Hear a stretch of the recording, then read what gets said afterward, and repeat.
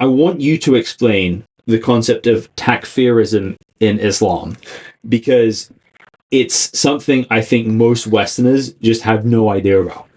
Okay, well, first of all, we have to understand the word itself, right? So you guys are familiar with the term kafir or kufr, right? The roots are same. Takfir comes from that, the one who deviates, so, or disbelieves. So the idea is that one who disbelieves in God, or particularly takfir is referred to Muslims, because you cannot takfir, you cannot do kufr when you're outside of Islam. Well, you can do, but it's just more. Takfir is now referred to Muslims. When they're Muslims and then they deviate from the path of Islam, then you have done takfir, right? Or you are doomed as takfir or kafirs. So first we have established that where the word come from. Then there are multiple layers. Now the things have so much entangled because the word has been used by so many, I would say, emperors or Muslim rulers in the days, right, for their own benefit. So let me just ask one clarifying question here. So my understanding is Takfirism, to takfir somebody, is to accuse another Muslim of being a non-Muslim, of being a disbeliever. Yes, you put an allegation on them, that they have done kufr. So that is what takfirism is. So it's not just a deviation; it's a leaving. Is it like turning away, or is it just like you're not a good Muslim anymore? You're a bad Muslim. Yeah, let me give you an example to understand who were the first takfiri group in Islam.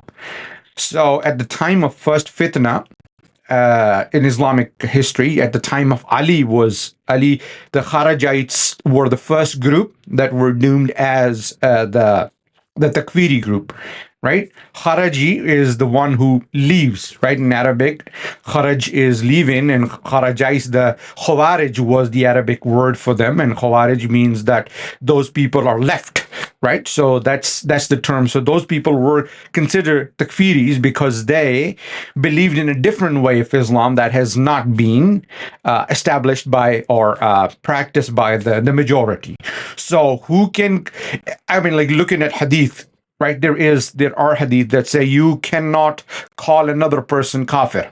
A Muslim cannot call another person kafir. That is the duty of ulama, right? In Islamic jurisprudence, you cannot call another Muslim kafir.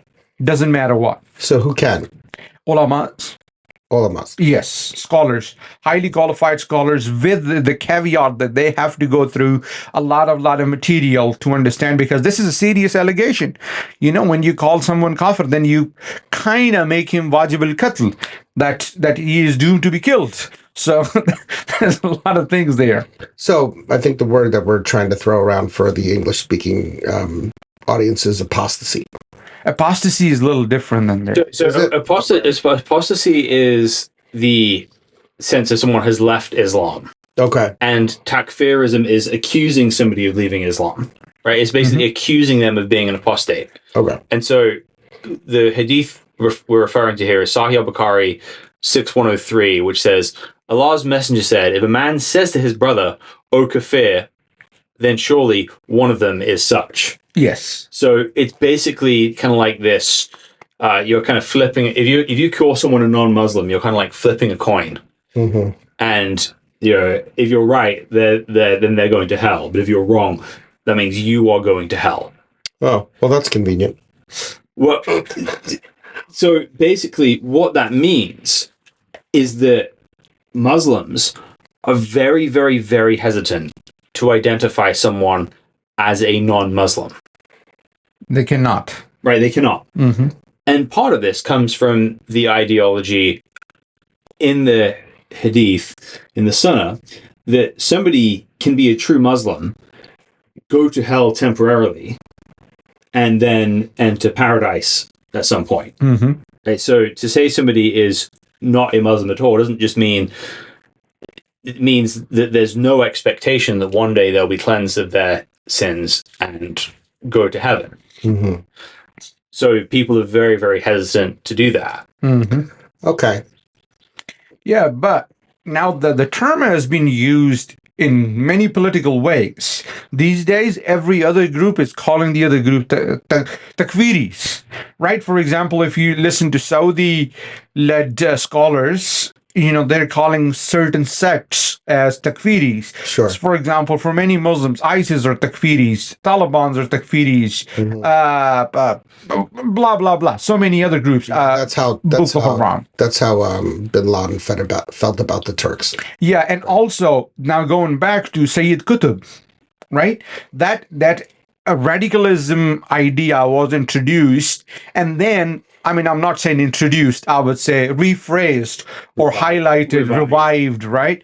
And then that group of people consider others takfiris, rest of the Muslim takfiris. So that's that. What's really interesting to me is before ISIS was a thing, I think most of the Muslims I knew were very, very, very hesitant to say someone like Osama bin Laden wasn't a true Muslim.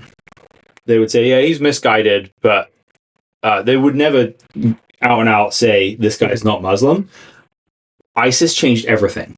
Yeah. And the Muslims were like falling over themselves to call them non-Muslims at Takfiris, right? At that point. And since then, it's like the floodgate has been opened, and it's like Muslims everywhere are way more comfortable with takfiring people. I would not say lost. I would add one thing that is very, very interesting, and this hidden, and that's why I love history. Going back, why Kharajites or Khawarij? Khawarij is a big term in Islam. You see, like when someone, because there are hadiths about Khawarij, there is so much material that Khawarijs are the dogs of hell. Kill them, wherever you find them, because they put the fasad. So these people were companions of Ali, and when Ali made agreement with Muawiyah, these people just backed down. They said, we are not with you, and then Ali fought with them, right? And then they became enemies of Islam, and they were like, okay, you are out of Islam. But what was their narrative, or what was their stance? Their stance was against this racial superiority. I was reading about their views. Of course, there is no written history from them, but whatever the history says about them is that their belief was that there is no superiority in Islam based on your color, your skin, or anything, right? So that the Qurayshis and the blah, blah, blah, no, they say no.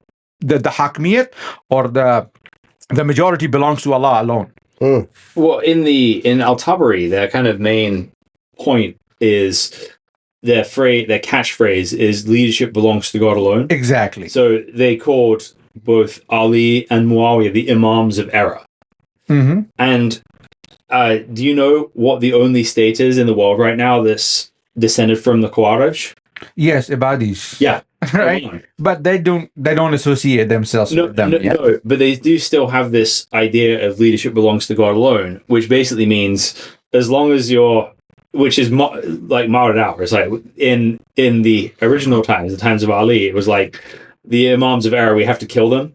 And the modern Ibadi sense is as long as the leader's doing a good job, leave them alone. Good for everybody. Yes, yeah. They're known for, Kharajites are known for their extremist beliefs, right? Because, of course, if state is persecuting them, what you expect to give you flowers? Right? Sure. So that's the mentality is whenever in Islamic history, whenever someone talks about Khawarij, they talk about an extremist mindset who believes in killing people and taking revenge and also adhering to those principles, right? So that's that. And I think that's Khawarij and Takfirism is like kind of like interconnected. So to wrap this segment up, Muslims generally have a hard time pointing at someone else and saying that person is not Muslims. Nowadays, no. Nowadays, no, right? But historically, that's been... quoting Islam accurately, you cannot do that. Yeah, people have been nervous to do that, although Andrew Tate's certainly bringing that out of people right now.